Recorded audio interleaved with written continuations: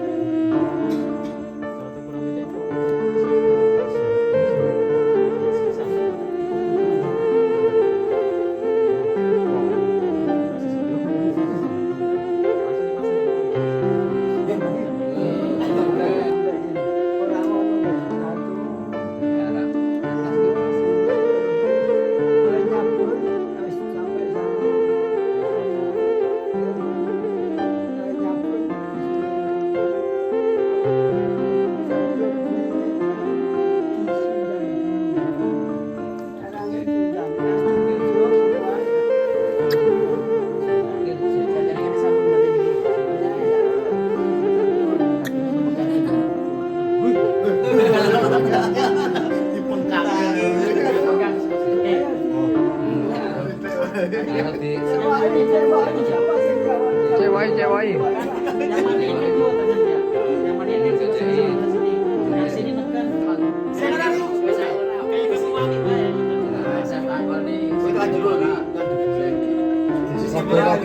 Kira-kiranya bersih aja.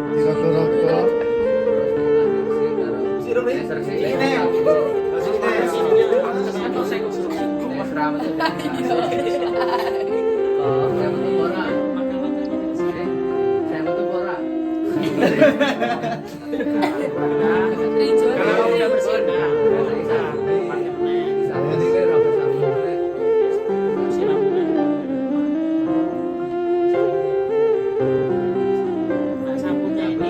sabunnya dicairkan di gayung apa dibusukkan di sini? Dengan sabun cair, Bang. Kalau saya bisa cair, Bang.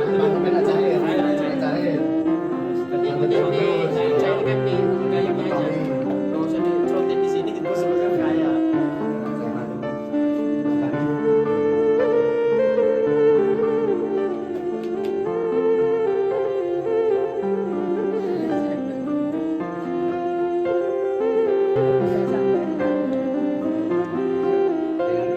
Batu naik kuku.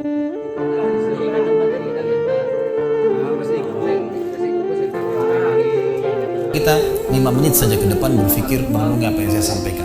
Teman-teman sekalian, kita ini sebagai orang beriman tahu dunia ini akan dilalui. Dia tidak akan berlama-lama di sini. Jangan sampai dunia ini menjadi target utama. Berantem gara-gara tanah, berebutan karena warisan, berebutan karena jabatan, kadang-kadang berebutan hanya karena masalah pasangan hidup. Untuk apa? Untuk apa, teman-teman sekalian? Dunia ini mungkin di mata antum kelihatan besar kalau dekat. Misal, saya tidak tahu bapak-bapak mengerti nggak? Kalau ibu biasanya langsung mengerti kalau masalah contoh-contoh perhiasan. Kalau ada orang punya berlian, besarnya seperti bola pingpong, kaya nggak? Rupanya ada juga bapak-bapak yang paham. Itu kaya luar biasa nih. Kalau dia punya berlian seperti bola basket, kaya nggak? Coba taruh berlian yang seperti bola basket itu di tanah, terus antum naik pesawat ke atas. Makin jauh, kelihatan nggak? Orang yang perebutkan tanah 1000 kali 1000 meter, 1 hektar, berapa hektar, tumpah-tumpahan darah. Karena naik pesawat hilang semua. Mobil mewah, bangga-banggaan dengan mereknya. Kalau kita naik pesawat kayak gentong-gentong lagi jalan. Cuma hiasan dunia. Apa yang mau dikejar nih? Seorang mukmin tahu dunia hanya fasilitas untuk mengejar akhirat. Akhirat yang abadi kejar di sana. Walad darul akhiratu lahiyal hayawan, kata Allah. Darul akhirah, tempat akhirat adalah kehidupan yang abadi. Di akhirat kata Nabi SAW, kalau seorang mukmin masuk ke dalam surga, tidak ada capek, nggak ada gangguan orang, nggak ada sedih, nggak ada penyakit, nggak ada buang air besar, nggak ada buang air kecil. Makanan dan minuman yang dimakan ahli surga yang tidak dibutuhkan oleh tubuhnya akan keluar dalam bentuk keringat yang lebih wangi dari bau kasturi. Nggak ada lagi masa tua, nggak ada masa anak-anak. Semuanya berumur 33 tahun dan semua laki-laki akan kembali kepada poster ayahnya Adam 60 siku ke langit 27,5 meter, dan semua perempuan kembali kepada poster ibunya Hawa 40 siku ke langit 17,5 meter. Gak lebih ya daripada itu, dan tidak pendek tidak tinggi. Jadi teman-teman yang pendek gak usah khawatir. Ini cuma dunia. Sampai orang beriman pun tahu kalau ada orang lahir dalam kondisi fisiknya luar biasa, matanya buta, telinganya tuli, tangannya, kakinya semua putus, gitu kan? Itu tetap bagi orang beriman punya nilai. Itu cuma dunia. Begitu dia meninggal, jasadnya akan dimakan oleh tanah. Sebagaimana sabda Nabi SAW, semua jasad kalian akan dimakan oleh tanah kecuali tulang ekor kalian yang darinya Allah akan tumbuhkan kalian. Di akhirat ditumbuhkan jasad yang baru. Itu yang akan hidup bersama kita di surga atau di neraka, gitu kan? Jadi ini cuma dunia sebentar. Untuk apa dikejar, teman-teman sekalian? Ingat, Nabi SAW pernah keluar dalam hadis Bukhari dari masjid beliau, kemudian beliau menggambar kotak.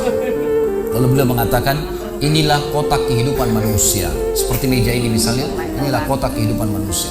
Lalu Nabi SAW menggaris dari luar kotak, di bawah kaki beliau, digaris, dilewatin kotak ini sampai melewati kotak tengah, di depan, panjang.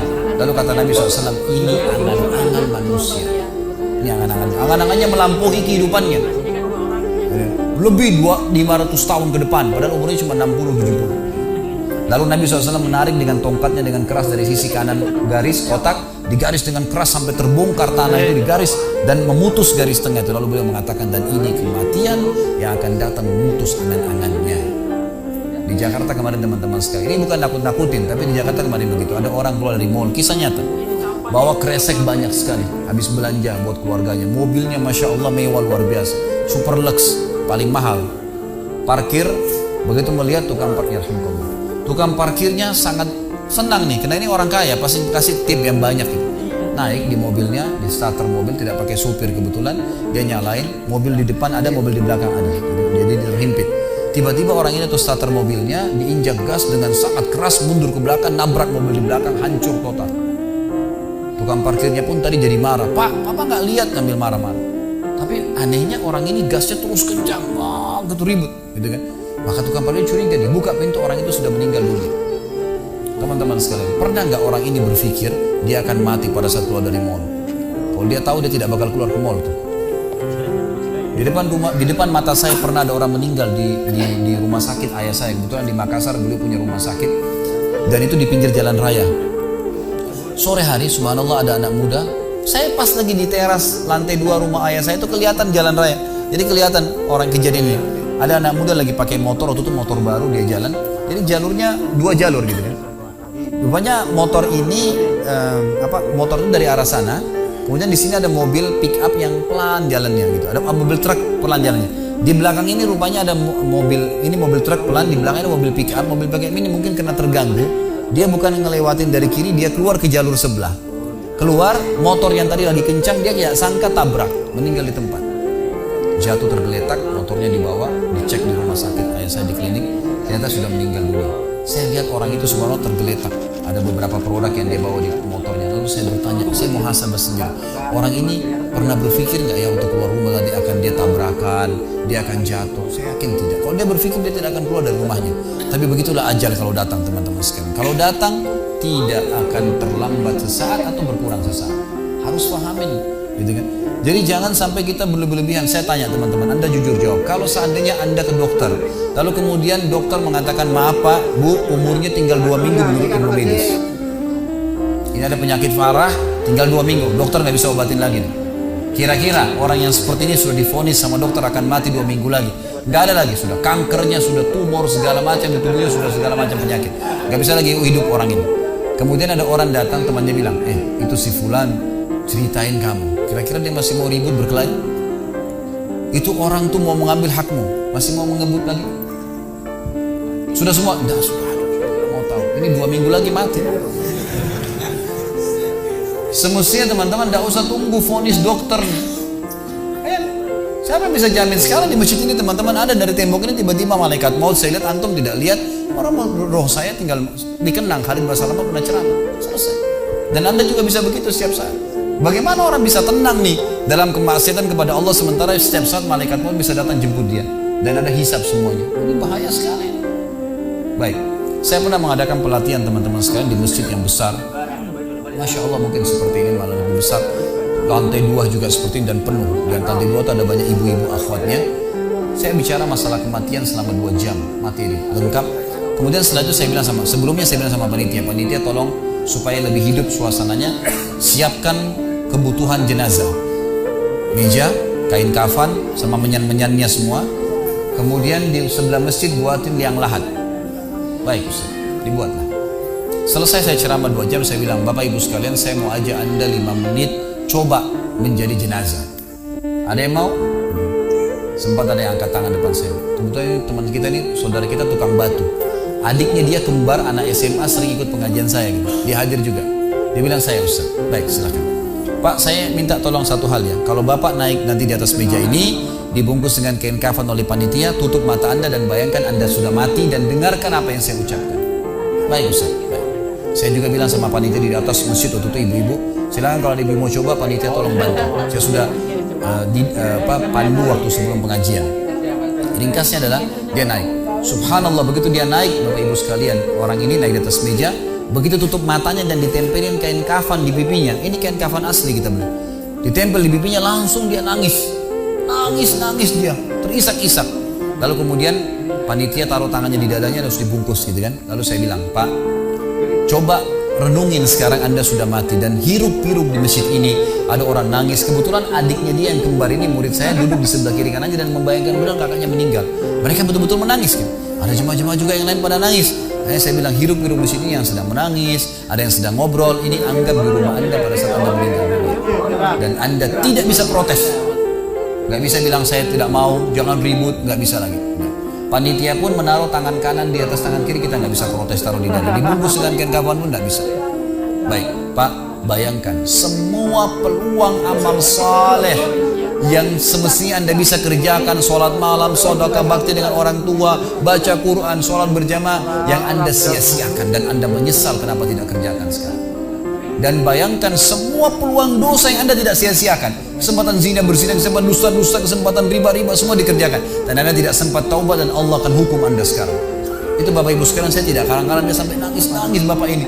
Terus dia nangis. Lalu saya bilang, tolong panitia datangkan geranda jenazah. Datangkan. Baik Pak, sebentar lagi kami akan angkat badan Anda di geranda ini dan kami akan bawa Anda ke liang lahat sebelah masjid. Diangkatlah dia. Saya bilang, Pak, renungin, resapi tubuh Anda kesentuh dengan geranda ini. Ditutuplah lalu dipikul. Lalu saya pandu pakai mic, saya bilang, Pak, inilah detik-detik terakhir Anda bersama kami. Terus sesalin perbuatan-perbuatan dosa Anda pernah lakukan, peluang-peluang ibadah Anda sia-siakan. Sampai tiba di luar masjid, saya turun ke liang lahat, saya buatin sendiri tanah. Kemudian saya buatin gubernur, lalu diturunkan dia. Setelah diturunkan, saya suruh tutup matanya, kemudian ditutup dengan kain. Saya keluar, lalu saya pakai mic, saya bilang, Pak, buka matanya. Inilah rumah Anda sekarang.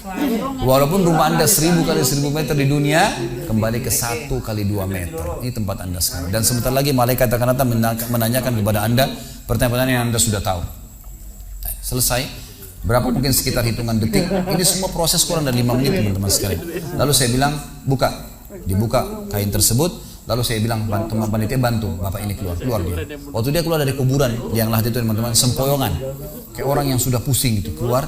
Kemudian saya bawa ke masjid, saya pegang tangannya masuk ke masjid, duduk. Lalu saya kasih mic, Pak, tolong ceritakan pengalamannya kepada jemaah jadi jenazah 5 menit. Itu dia pegang mic, gemetaran, Ustaz, saya tobat, saya durhaka sama orang tua, saya nggak sholat, saya begini. Ini dia lupain, ada ribuan jemaah depannya nih, dia nangis, sebutin semua kesalahannya. Semua pada banyak ikut nangis. Kayak orang ketakutan betul, gitu kan? Baik, selesai. Saya panggil siapa lagi yang mau coba? 2, 3, 4 orang. Rata-rata semua begitu keadaannya, gitu kan? Alhamdulillah mereka sadar seketika pada saat itu. Lalu kemudian saya bilang penutupan. Ada bahkan ibu-ibu yang coba di atas pingsan, ibu itu. Kita bukan nakut-nakutin, tapi memang saya praktekin. Lalu saya bilang begini, Bapak Ibu sekalian, sebagai penutup acara saya bilang pada saat itu, bahwasanya ini hanya praktek jadi jenazah. Tapi ini ya akan datang satu waktu Anda dibungkus kain kafan tidak bisa kembali lagi. Sekarang masih bisa kembali beramal soleh. Dan ini pernah diperingatkan oleh Hasan Basri rahimahullah. Beliau pernah ngantar jenazah diikuti oleh seseorang. Lalu Hasan Basri tanya, wahai fulan, kalau seandainya jenazah ini tiba-tiba hidup sekarang, apa yang dia kerjakan? Kata orang ini, tentu dia akan sholat, dia akan puasa, dia akan ngaji, dia akan kerjakan ibadah-ibadah. Kata Hasan Basri, kenapa? Dia bilang karena dia sudah mati, dia tahu nilainya ibadah itu. Kata Hasan Basri, yang kau ucapkan benar, tapi di depan matamu ini tidak bisa hidup lagi. Kamu sekarang masih hidup, kerjakan seperti dia kalau dia hidup. Jangan tunggu itu, gitu kan? Ingat teman-teman, pujian teman, ancaman teman, atau orang sekitar kita hanya sepanjang lidahnya. Kamu hebat ya, kamu kaya ya, kamu gagah ya, kamu cantik ya, sepanjang lidahnya demi Allah. Mau apa itu? Apa yang mau direbut? Orang-orang setengah mati sholat malam sejam 2 jam, besok ceritain ke orang hanya butuh pujian sepanjang lidah dia. Untuk apa? Teman-teman yang suka riak nih, saya ajarin caranya gampang. Ada caranya gampang. Kalau Anda besok pagi mau cerita kepada teman-teman Anda di kantor atau tempat, saya tadi malam sholat malam, gak usah tunggu besok pagi setengah mati ngantuk-ngantuk nanti malam bangun. Jam 2 malam sebentar datangin rumah teman yang jadi target, ketok pintunya, nih saya mau sholat, lihat ya. Selesai, gitu kan. Untuk apa nunggu besok setengah mati, gitu kan. Gak ada gunanya riak, pujian orang sepanjang lidahnya, jangan, gitu kan. Gak ada gunanya. Jadi teman-teman sekalian, sadarilah mati akan datang dan jadilah seperti Bilal radhiyallahu anhu, sahabat Nabi yang mulia. Waktu ditanya, ma ra'yuka bil maut, apa pendapat Anda dengan kematian? Kata beliau, marhaban bil maut, selamat datang kematian. Apa yang saya mau takutin? Apa yang dia mau takutin kalau selama hidupnya dari bangun tidur sampai tidur semua ketaatan? Pastilah terbalik, orang rindu, gitu kan? Orang mukmin itu rindu. Waktu terjadi perang Yarmuk tahun 14 Hijriah, waktu itu dipimpin oleh Khalid bin Walid dengan di situ di dalam pasukan ada Sa'id bin Zaid. Sa'id bin Zaid salah satu dijamin masuk surga. Teman-teman bisa nonton serialnya di website di www.khalidbasalama.com, ada serial sahabat. Saya cerita ada di situ ceritanya. Jadi kata Sa'id bin Zaid, waktu kami berhadapan dengan pasukan Bizantium, Romawi, Nasrani ini, mereka jumlahnya 120.000 orang, dipimpin oleh pendeta-pendeta dengan salib-salib yang besar dari emas. Lalu mereka memukul pedang-pedang mereka di perisai mereka sambil melantunkan yel-yel mereka sehingga membuat kami pun sempat nyali kami ciut, gitu kata Sa'id bin Zaid. Lalu subhanallah, datanglah Abu Ubaidah bin Jarrah, pimpinan perang yang lain, mengatakan, ya muslimin, beginilah, begitulah, semangatlah, pahala jihad disampaikan. Lalu tiba-tiba ada satu orang yang membakar semangat kami. Satu orang, dia datang mengatakan, wahai Abu Ubaidah, pimpinannya, wahai Abu Ubaidah, saya sekarang sudah tidak sabar, mau mati syahid, saya mau masuk sekarang ke sana. Gitu kan? Ada pesanmu untuk Rasulullah SAW?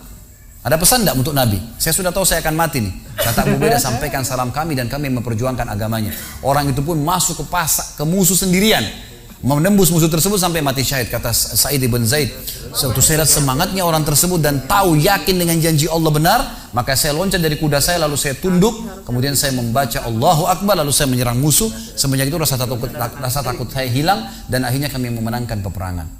Jadi memang teman-teman sekalian, mati itu akan dilaluin. Dan memang mati sebuah pintu, kita harus laluin. Tanpa mati tidak bisa. Tapi orang beriman tahu mati itu justru kebahagiaan buat dia, karena semua yang bertahun-tahun dia kerjakan dia akan panen di sana.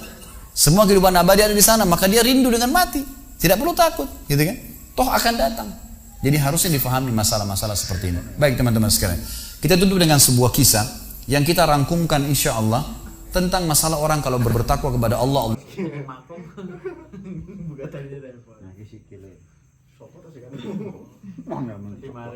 Tali pati nih.